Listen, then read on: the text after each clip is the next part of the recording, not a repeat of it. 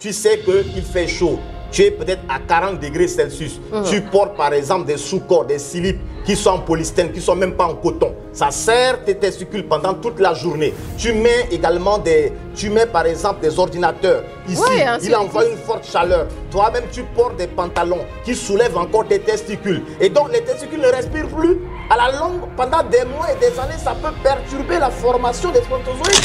C'est pourquoi il faut que les hommes fassent attention. Parfois, c'est effet de mode. Les hommes aujourd'hui, tout le monde veut porter des pantalons qui soulèvent les testicules totalement et on ne reste même pas ces cellules à respirer. Moi, je me dis qu'on torture ces cellules-là. Ah bon? Il faut que les hommes arrêtent ça.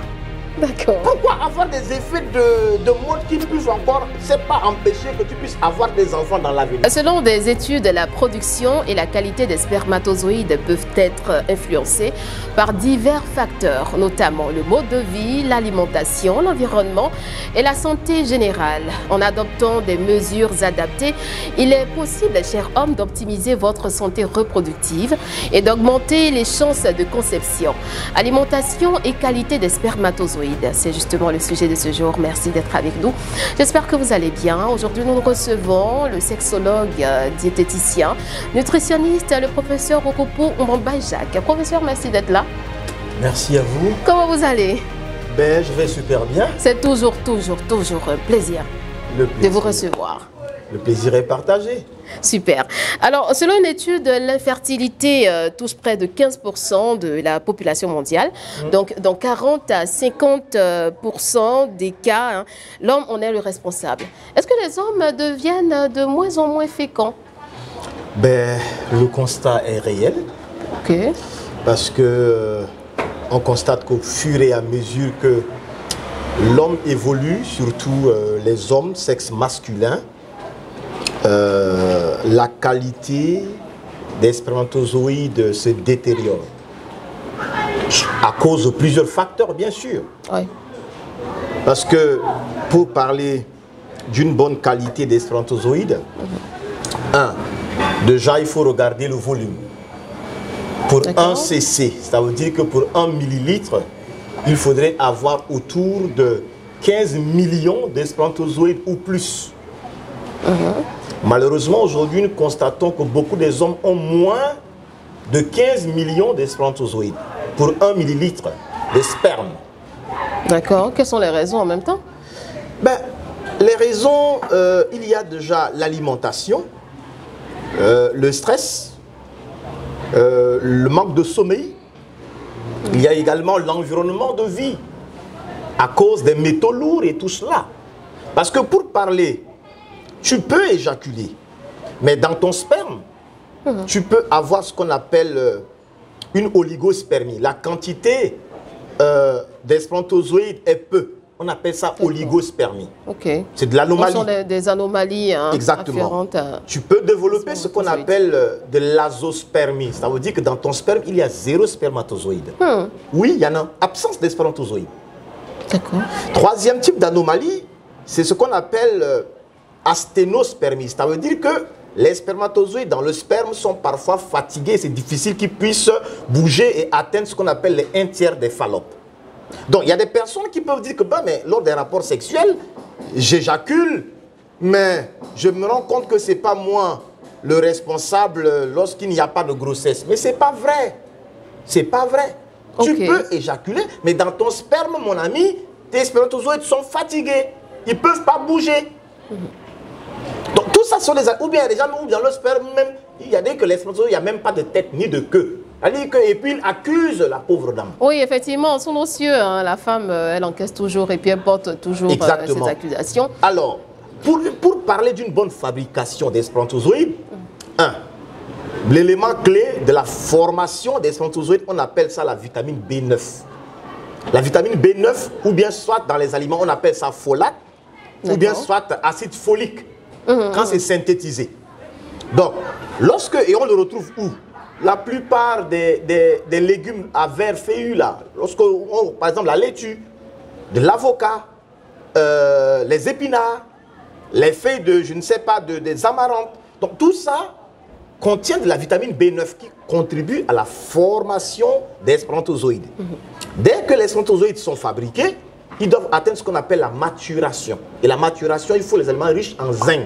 Et on le retrouve où? Par exemple, dans les sésames ou bien les graines de courge. C'est très riche en zinc. Maintenant, pour éviter ce qu'on appelle l'altération des codes génétiques, où vous allez voir parfois un homme, un enfant est né et puis il est un peu efféminé. C'est-à-dire oui, au lieu d'avoir XY... C'est dû à tout ça? Oui, au lieu d'avoir XY, il se retrouve 2XY. On appelle ça, c'est le syndrome de Down ou de Turner. Donc tout ça, ce sont des malformations congénitales. Donc ce sont des altérations du code génétique. Donc pour éviter l'altération du code génétique, l'alimentation véritablement de l'homme est capitale. Et donc, manger plus dans le règne végétal. Deuxièmement, beaucoup s'hydrater. J'ai toujours l'habitude de dire, le sperme, il n'est pas en poudre, il est liquide. On ne devrait que le répéter tous les jours. Oui, donc du coup, il va falloir s'hydrater. Parce qu'il y a des gens, ils ne boivent même pas de l'eau et puis ils disent que non, lorsque j'éjacule, ça ne vient même pas, c'est en petits gouttes. Mon ami, mais tu veux que ça vienne comment? Ton corps, il n'y a même pas de l'eau. Donc ça, il faudrait que les hommes comprennent. D'accord. Alors, professeur, on va revenir sur les différentes, on va dire, le sujet alimentation et qualité des spermatozoïdes. Mais vous parliez des anomalies à l'instant. C'est quoi le cas extrême? Alors, le cas extrême, c'est lorsqu'il y a azospermie. Pratiquement absence de spermatozoïdes. Ça veut dire que on fait le spermogramme, l'examen, pour apprécier la quantité et la qualité des spermatozoïdes. On se rend compte que dans ton sperme, il y a 0 spermatozoïde. Ok. Et donc, quand c'est comme ça, ça devient difficile. Il faut chercher à voir la cause. Est-ce que ce sont des causes secondaires? Ça veut dire que la personne, suite à des infections sexuellement transmissibles non traitées et que c'est devenu chronique, est-ce que c'est dû par exemple à un problème de malformation des boules au niveau testiculaire, ou bien c'est dû, je ne sais pas, il y a plusieurs causes qui peuvent engendrer ce qu'on appelle l'azospermie. D'accord, donc aujourd'hui on met l'accent sur l'alimentation, mais comment est l'alimentation de ces hommes-là qui rencontrent aujourd'hui ces problèmes? Logiquement, si tu manges par exemple trop raffiné, beaucoup sucré, tu manges peu de légumes, par exemple, ça peut impacter sur la qualité du sperme. Parce que lorsqu'il y a éjaculation, pour permettre d'avoir une bonne qualité des spermatozoïdes, la formation même des spermatozoïdes, il faut minimum 3 mois pour une très bonne qualité. Okay. Donc, lorsqu'il y a éjaculation et que tu manges de manière très désordonnée, de manière très déséquilibrée, ça impacte sur la qualité des spermatozoïdes. Donc, une bonne alimentation est capitale. Malheureusement, les gens ne mangent pas. Je vais vous donner un exemple simple de recette qu'on peut faire, par exemple, chez les hommes. Lorsque, par exemple, tu te fais une salade d'avocat saupoudrée des graines de sésame. Okay. Donc, dans une salade d'avocat, une salade composée, où tu as, par exemple, de l'avocat, de la tomate, tu as, par exemple, de l'oignon violet, tu as, par exemple, je ne sais pas quoi, des concombres, le tout saupoudré aux graines de sésame. Et que tu le manges 3 fois, 4 fois par semaine, tu t'hydrates normalement, et puis tu fais aussi un peu d'exercice physique, parce que là aussi c'est un problème. La sédentarité. La sédentarité, et surtout pour des personnes qui fument ou bien qui boivent assez de boissons alcoolisées, ça impacte négativement sur la qualité des spermatozoïdes. Donc, professeur, comment améliorer la quantité, la qualité des spermatozoïdes? Justement, vous en parliez avec l'alimentation. Revoir son alimentation, aller plus dans le règne végétal. Aller plus dans le règne végétal, augmenter la consommation des légumes crus, augmenter la consommation du gombo. Je veux dire insister dessus. Oui, parce que souvent les gens pensent que quand un homme mange beaucoup de gombo, il n'est pas fertile. Et c'est faux. Le gombo est très riche en quoi? En fibres. Il contient également du calcium. Le gombo contient de la potassium. C'est bon.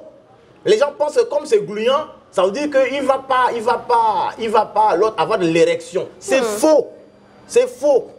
Sinon là, beaucoup des hommes ne vont même plus avoir de l'érection. Donc le gombo est bon, de l'épinard c'est bon, les feuilles de patates c'est bon, de la laitue c'est bon, tout ce qui est dans le règne végétal. Augmenter la consommation, boire assez d'eau. Autre élément, il faut éviter le stress. Aujourd'hui, beaucoup des hommes, ils veulent prendre tout le problème sur eux. Il faut apprendre à être un peu... Vous savez, les femmes beaucoup plus ont cette capacité d'extérioriser le ressenti. Mais surtout en Afrique, on dit que l'homme ne pleure pas. L'homme ne doit pas rire. Donc l'homme doit être toujours comme un robot, même s'il rit, même c'est toujours bizarre. Donc souvent, se relaxer, souvent rire, souvent également se déstresser contribue à réduire ce qu'on appelle l'acidose. Et donc c'est important de demeurer en paix. C'est aussi important de faire aussi assez de la marche. Donc tout ça contribue à avoir une bonne qualité des spermatozoïdes. Mais surtout pour toutes ces personnes qui fument beaucoup de tabac ou bien qui abusent des boissons alcoolisées. C'est vraiment toxique pour les spermatozoïdes. Il y a des aliments à éviter? Les aliments à éviter, c'est quoi? Les aliments à éviter, ben écoutez, c'est déjà tout ce qui est l'abus des fritures. L'abus des fritures. Parce qu'aujourd'hui, vous allez voir les hommes, d'abord, il finit à 21h, 22h, il s'arrête quelque part dans un maquis, et puis lui seul, il peut prendre, je ne sais pas quoi, un poulet frit entier, et puis il prend avec des pommes frites, il finit avec une boisson alcoolisée, et il mange comme ça tout le temps. C'est une alimentation acidifiante, ça vole l'énergie cellulaire. Et à la longue, ça peut impacter sur la qualité aussi des spermatozoïdes. C'est juste manger équilibré, varié, tout en intégrant assez des aliments revitalisants pour repartir dans le règne végétal. Qu'en est-il de la viande de porc? Parce qu'aujourd'hui, effectivement, nous sommes à Abidjan, en Côte d'Ivoire. Ben écoutez, vous savez... Il y a le sauté, la viande de porc sautée revenue, faite en soupe. Qu'en est-il réellement? Quel impact sur la santé déjà, ce qu'on doit dire, c'est que la viande de porc, pour toutes ces personnes qui le mangent, si c'est tellement bien préparé, assaisonné, avec beaucoup de crudité à côté, il n'y a pas de problème. Mais le problème se pose, c'est que lui seul, il va prendre une quantité énormissime de morceaux de viande de porc, et puis il n'accompagne même pas avec des crudités. Et il le mange tous les jours. C'est là où ça pose problème. Mais si tu le manges une fois en passant, tu intègres assez de crudités, ben il n'y a pas de problème. Tout est une question de quoi? De fréquence et de dose. D'accord. Donc, pour tous ces cas-là, il y a toujours une solution. Toujours. Ben, lorsque quelqu'un a, par exemple, un problème sur la qualité des spermatozoïdes, ben, il faut aller à l'hôpital, tu vois le médecin, voilà, et puis c'est une prise en charge pluridisciplinaire. Soit le gynécologue va voir ce qu'il doit faire, il y a le psychologue, le diététicien, parfois même le sexologue aussi intervient, chacun avec sa spécialité, et c'est ensemble qu'on essaie d'aider ces personnes-là à rapidement trouver une solution. Est-ce qu'on doit être un peu optimiste sur les bords relativement à ces études qui ont montré qu'un certain pourcentage d'hommes est assez infécond dans les jours ou dans les années à venir? Est-ce que les choses iront de mal en pire? Mais ça va de mal en pire, effectivement, parce qu'aujourd'hui, on pense tellement être civilisé et nous souffrons des maladies de la civilisation. Parce que, notre alimentation aujourd'hui est tellement dénaturée. Nous ne mangeons plus naturel. Associé avec quoi? Les produits chimiques que nous utilisons également assez. Les métaux lourds tels que le plomb, qu'on le retrouve facilement aujourd'hui. Donc, associé au stress. Donc, d'ici, on se dit que d'ici 30, 50 ans en allant, il risque d'avoir un problème. De plus en plus d'hommes auront un problème sur la qualité des spermatozoïdes. C'est pourquoi ne négligez pas votre alimentation. Investissez votre temps et votre argent à manger de manière simple, naturelle et équilibrée. Bien manger ne veut dire pas que c'est du poulet avec du spaghetti. Non. Lorsque tu manges, tu as ton gombo frais avec ton placali et que tu as une assiette de crudité, c'est aussi manger équilibré. Souvent, on veut être blanc, mais parfois, on ne suit même pas, on ne mange même pas de manière équilibrée. Soyons fiers de manger africain et de valoriser aussi les produits d'Afrique. D'accord. Alors, professeur, on est déjà au terme de l'émission, mais on ouvre une toute petite brèche sur les habitudes quotidiennes pour entretenir les spermatozoïdes, comme on a dit, des hommes. On en a entendu que l'utilisation même des ordinateurs, du téléphone dans la poche, qui réchauffe la partie intime, cause justement problème. Qu'en est-il? Écoutez, c'est une vérité, parce que la spermatogénèse, la fabrication des spermatozoïdes se fait à l'intervalle de 25 à 30 degrés Celsius. Donc lorsque au niveau des bourses, au niveau des testicules, on se rend compte qu'il y a une forte chaleur, ça perturbe la formation et la fabrication des spermatozoïdes. C'est pourquoi tu sais qu'il fait chaud, tu es peut-être à 40 degrés Celsius. Tu portes par exemple des sous-corps, des slips qui sont en polystène, qui ne sont même pas en coton. Ça serre tes testicules pendant toute la journée. Tu mets également par exemple des ordinateurs. Ici, il envoie une forte chaleur. Toi-même, tu portes des pantalons qui soulèvent encore tes testicules. Et donc, les testicules ne respirent plus. À la longue, pendant des mois et des années, ça peut perturber la formation des spermatozoïdes. C'est pourquoi il faut que les hommes fassent attention. Parfois, c'est effet de mode. Les hommes aujourd'hui, tout le monde veut porter des pantalons qui soulèvent les testicules totalement et on ne reste même pas ces cellules à respirer. Moi, je me dis qu'on torture ces cellules-là. Ah bon? Il faut que les hommes arrêtent ça. D'accord. Pourquoi avoir des effets de mode qui peuvent encore, c'est pas empêcher que tu puisses avoir des enfants dans l'avenir? Il faut opérer un choix. Est-ce que c'est pas par ignorance en fait que tout ça se fait? Parfois c'est par ignorance, mais il y a aussi d'autres là qui disent que c'est effet de mode. Hein. Donc à chacun d'opérer son choix. Continue de torturer tes testicules ou bien sûr protège-les pour avoir des enfants dans l'avenir. D'accord, professeur, on a besoin d'un dernier conseil avant de se laisser. Le dernier conseil, c'est que vraiment aux hommes, ce n'est pas une fatalité si on diagnostique et qu'on constate qu'il y a un problème voilà, sur votre spermatozoïde.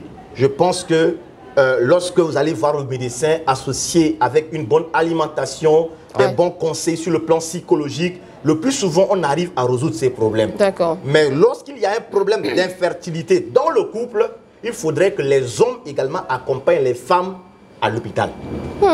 Parce que il faut que les hommes aussi disent